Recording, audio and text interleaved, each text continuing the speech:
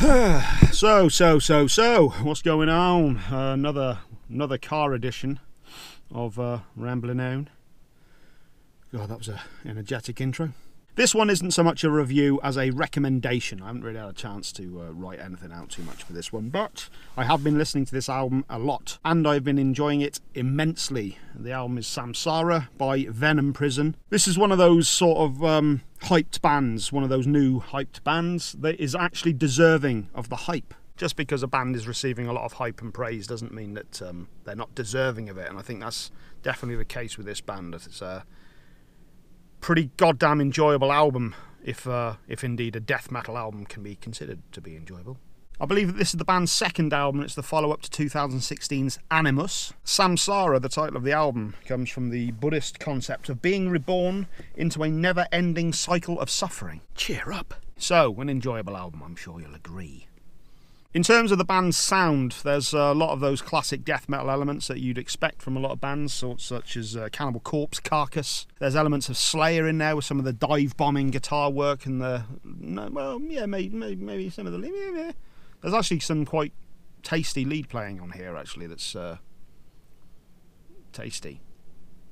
There's also elements of hardcore with the breakdown sections and stuff. And some of the slower parts in it actually reminds me of Fear, Emptiness, Despair era, kind of Napalm Death. I'm not sure if that's an influence of the band, but I can hear bits of that. One of my favourite Napalm Death albums as well, by the way. That might surprise some of you, or perhaps not. Why would it? I'll just read out a couple of bits that I got from the band's label page. Samsara is more aggressive, yet unashamed of dynamics. Which, yeah, it's a good thing. It recognises that in order to feel impact, you must have suspense.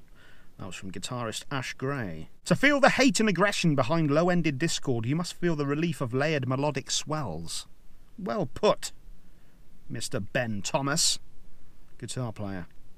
Larissa Stupar, is that Stupar, the front woman for the band, and very good she is as well. I really enjoyed her voice on this album. She can fucking scream with the best of them, I'll tell you that. She definitely has a great death growl, that's for sure. Lyrically, Samsara is a more personal offering as a vocalist. I wanted to talk about my own experiences of suffering and rebirth. I want to sing about things that matter to me.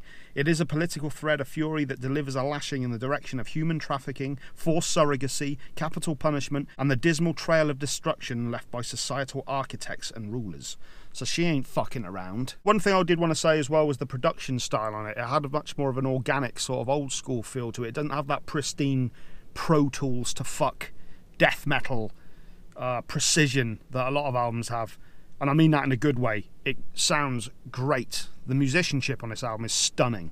Absolutely stunning. And as I said, Larissa's vocals sound absolutely on point. She's absolutely great. I really, really enjoyed this. Matriphagy is the first track. I believe that actually stands for being the offspring eating the mother. Listen to the song and you'll probably get that impression, I think. It's harsh. Starts off in a brutal fashion, blast beats galore, frenetic tremolo picking as there is throughout the entirety of the album. We get some nice breakdown sections, and there's some really good tasty lead playing that permeates the album. I really enjoyed this one a lot. So I'm not actually going to bother going through the songs on this one. I wasn't actually able to get the lyrics for a lot of them, which is how I do a lot of my reviews, but I did get some for Uterine Industrialisation. Unethical industrialisation of the uterus. Utilised. Maximum effectively desired. Unethical. Uterus industrialised. Once again, she ain't fucking playing. As I said, this was more of a quick one just to sort of give you guys a recommendation with this album. Highly recommend you check it out. In terms of a score, I'd probably give this a 9 out of 10. Fantastic. Absolutely stunning death metal album from a younger band who are well deserving of the praise that they've been getting, and yeah, just highly worth your time checking this one out.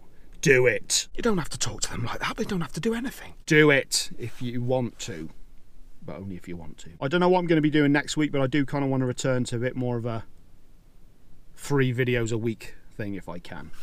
I know that Megadeth have their 3-disc best of collection coming out.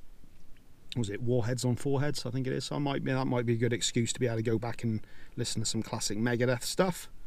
I'm not sure what else is coming out actually, but maybe I should start doing some classic reviews again, because I haven't done one of those in a while, and I do enjoy doing those. And of course, the week after that, we have the fantastic Devon Townsend releasing the Empath album, which I will 100% be doing a review of. I can't wait to hear that album, despite the record label not getting back to me.